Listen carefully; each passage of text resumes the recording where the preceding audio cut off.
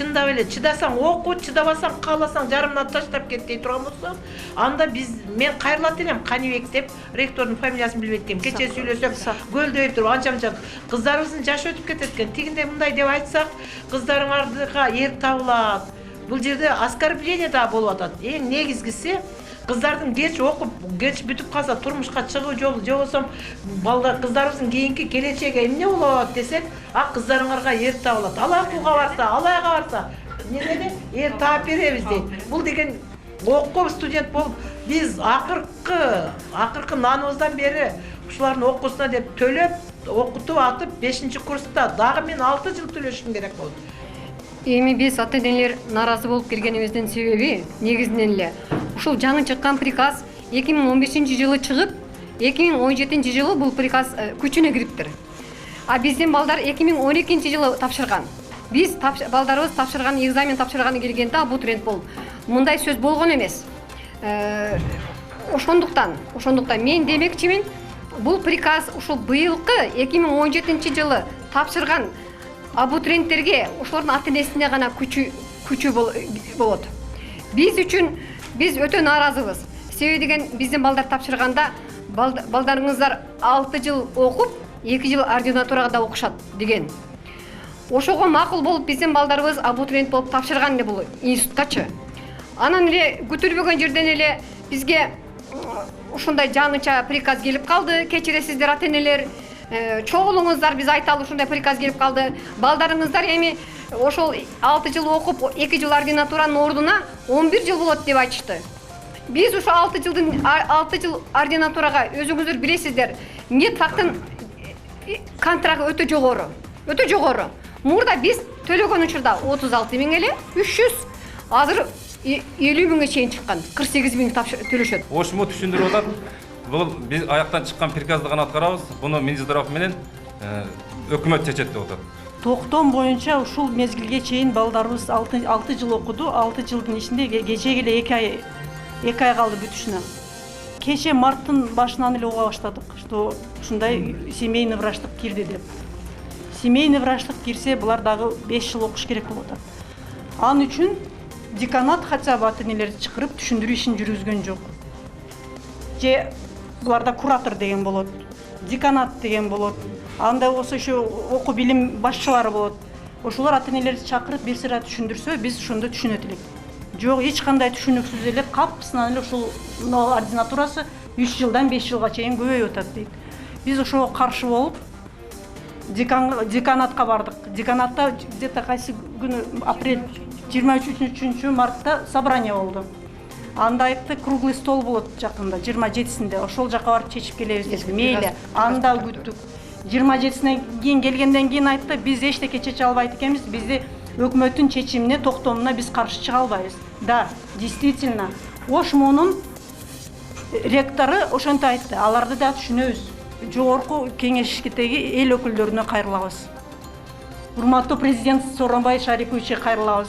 Биздин ата-энелердин көйгөйүн чечип бергиле. Потому что мына окута албай атабыз. Азыр канча адамдар иштебейт.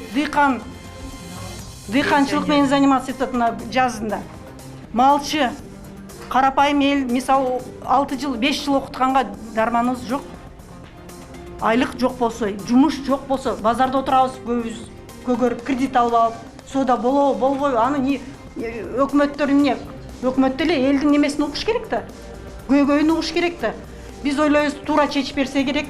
Если туура чечип бербесе, арызданган. Потому что эми окууга тапшырып аткан мезгилде 8 жыл десин, эми 2 ай калганда 11 жыл деген это Кудайга да жакпаган нерсе. Биз өзүбүз возмущение этип чыкканбыз дагы. Биз ушуга кетпейбиз деп деканга кайрылып, декан келди бизге чогулуп, кийин ата-энелер, кийин ректоратка келдик. Бирок эч нерсе чечип бара албады да. Бул жерде налоговый айтмакчы деп тукпатып, биз окууга киргенде 8 жыл менен бүтүп, иштеп уже врач болобуз, лечебный врач болобуз деп киргенбиз да. Азыр бизди семейный врач болуп айдайлы деп атат. Андан дагы контракт төлөп, анан биз иштейт экенбиз да. Бул вообще ката нерсе да. Андан кийин биз мындай студенттердин сунушу, эгер ушу семейный врач жетишпей атса, отдельно семейный врач факультет ачсын. Бизге окшопчу, лечебный педиатр фармга окшоп, факультет ачсын дагы 4-5 группаны ачып, бюджетти окутуп, анан кийин чет жака жөнөтүп берет. ооба, туура. Антип лечебниктерди силер барасыңар деп эле алар такалай бересине отдельно ачып, окутуп, анан жөнөтүп берет каалаган жака, жетишпеген жака. Ушул студенттердин сунушу. Биз баардыгыбыз каршыбыз, мен студенттердин атынан сүйлөп атамбы. Баардыгы азыр сыртта студенттер турат, баардыгы каршы. Мисалы 2012-жылы биз биринчи курска келген болсок, ал нерсе жөнүндө сөз да болгон эмес, айтылган да эмес. Азыр акыркы жолу университетте өтүп аткан биздин пресс-конференцияда ата-энелер чогулган жерде жетекчилик айтып атат, биз 6 жылдык гана негизги гана билимге жооп бере алабыз деп атат. Андан аркысыны саламаттык сактоо министрлиги гана чечет депчи. Ошондой болгон учурда макул аны эгер саламаттык сактоо министрлиги чече турган болсо, ошо 6 жылдык негизги билимди берип атканда, ошол студенттерге тиешелүү бир жарыяларды же болбосо ошондой бир маалыматтарды жеткирүүгө бир кандайдыр бир негизде ошол жетекчилик жоопкерчилик алабы, албайбы? Же болбосо аракет жасаганбы же жасаган эмеспи? Ошол эле нерсе болуп атат да бизгечи. Акырында келип, азыр мисалы 6 жыл медфакты окуп бүттүң, орточо эсеп менен алганда 32.100 сомдон башталган 36.700 сомдон бүтүп атат контрагыбызчы. Ошончо акчаны төлөп окуп бүттүң дагы, сенин азыр МОКко барбай турган болсоң, сен эч кимсиң да, эч жерге бара албайсың. Анын жок, Кыргызстандын эч жеринде иштей албайсың да. Мүмкүнчүлүк жок. Мындайча айтканда, ошол нерсени балдардын бир ачыла турган бир жолдору кысылып атат да, мындайча айткандачы. Биздин мүмкүнчүлүктөр тарып кетип атат. Ошону айтайын деп атабыз да бул жердечи. Демек, силердин койгой азыр стоматологиядан башка бардык факультеттерге тиешелүү койгой, бул? Жок. Педиатрия. Только РЕЧФК. Педиатр, стоматолог калып калат. Да бирдемке сөз кошкум келет да. Ушу 1 жылда 36.700дөн ар бир студент түрөткөн. 1 жылда ушул бир факультет 11 миллион сом акча түрөткөн. Ушул акчаны төлөгөн ар бир студент өзүнүн каалаган спесине ээ болуш керек да. Эмне үчүн аларды эгерде булар бюджетте окуганда аргасыздан ушу семейный врач боло берейин эми. Мени бюджет мени окутуп койду.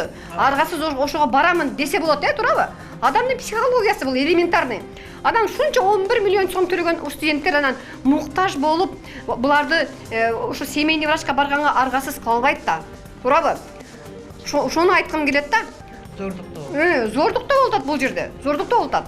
Жаштылар бизге жардам берсин, ата-энелердин биздин каалоо эмелерибизге жооп беришсин. Болбосо бара турган жерге барайлы биз дагы. Өтө бардыгыбыз сыгылып калдык, туурабы? Бардыгыбыздын денсаулыгыбыз начар. Еще ушун да 5 жыл контракт төлөгөнгө эч алуу күчүбүз жетпейт. Анан бул чындап эле чыдасаң оку, чыдабасаң кааласаң жарымдан таштап кет дей турган болсо, анда мен кайрылат элем, Канибек деп ректордун фамилиясын билбейт экенмин. Кече сүйлөсөк, гөлдөйүп туруп анча-мынча кыздарыбыздын жашы өтүп кетет экен. Тигинде мындай деп айтсак, кыздарыңарга ер табылат.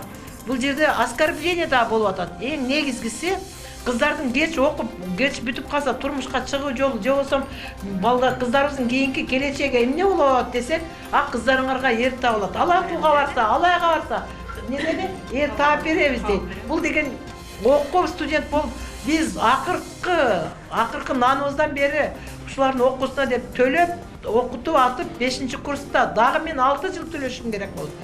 Анда мен да кайрылгым келет да, туура түшүнсөңөр дагы, туура түшүнбөсөңөр да, анда кайтарып берсин биздин контракттарыбыз, диплом албаса балдарыбыз, эч нерсеге жараксыз болуп калса. Биз бекерден бекер мугалимдерди багып, акчаны төлөп, биздин основа контракттык основабызда тиги мугалимдерибиз айлык алган. Ошон үчүн жакшынакай болуп тимеле чирени отуруп сүйлөп атышат. Анан биз каякта эч нерсеге жараксыз болуп калат балдарыбыз. Мыналар айтмакчы, биз азыр кыздарыбыз турмушка 6 жыл окутуп, эми турмушка чыгаардын алдында дагы 5 жыл кошуп атса. Биздин кызыбыздын точно чынын айтканда турмушу балта менен чабылууда бул жерде. Ооба, тагдыры чабылууда. Азыр Кокуста мына балдар бирле, мен өзүм кызым айтпай турайын, балдарым айтпайын, мына студенттердин баардыгын айтып кеттим. Мына азыр ушунча окуу болуп атканда мына балдарга сүйүнүп биз да 2 айдан окууну бүтөбүз деп, булар канаттарын талпынып учуп аткан мезгили. Азыр бул балдардын канаттары сынды, баары шалпайды. Эми Кокустун азыр ушу балдардын арасында окууну таштап кетиштен дагы кайра таппайт көп балдар, көп кыздар. Ана мен айтат элем, ошол облустук координатор эже келди да бизгечи, анан ошол айтат, силер элементарный моча, кровь деген нерселерди биринчи билип алышыңар керек дейт. Бизге ошону 1-курстан 6-курска чейин практикага чыкканыбызда, ошол практика мезгилинде үйрөтүп, Анан кийин биз ошол нерсени билип, анан биз ординатура кылып өзүбүздүн специбизди тандап кетишибиз керек да. Ал эже бизге антип айтканга эме кылбаш керек. Анан алар биздин практика мезгилибизде кантип практика өткөнүбүздү билбейт. Бардык студенттер барат, мисалы биринчи курстарды бөлөт, медсестра же болбосо санитарный делага. Анан барат, алар барганды барат, барбаган жөн эле ошо санитарканын полун жуушуп, айнегин жууп, ошентип эле жүрүшөт. Кече күндө эле эме чыкты го. Мэрияга барган студенттерге палас жудуруу деген. Ошол деле бизде бар. Медсестра болуп барганыбызда бизге укол сайганды, система сайганды үйрөтпөйт дагы. Анан эме медсестралар сен онун алып келе кой, мунун алып келе кой, анан тигини алып келе кой деп эле бизге ошентип эле эме кылып берет. А кийин болсо уже фельдшердин же болбосо скорый помощька чыкканыбызда ал жерде дагы студенттерди нормальный бир практика өткөрө турган жерге бөлбөйт. Сен мына жерде ушунча студент нормальный практика кылып ушуну үйрөнсүн дебейт. Жөн эле эме ушунча студент барат, анан анын жарымы барса барат, болбосо ону барат. Барбаса жок анда. Анан ошентип окутуп, анан биз ушунча контракт төлөп бир нормальный жерде окубайбыз, только подвал, жаман жерлерде окуйбуз. Анан ошентип окуп бүткөндөн дагы 5 жыл окуу кыласыз, 5 жыл бекерге бизге иштеп бергиле деген бул вообще туура эмес да. Бизге бул приказ биз үчүн биз макул эмеспиз. Биздин балдар үчүн эмес да. Макул эмеспиз.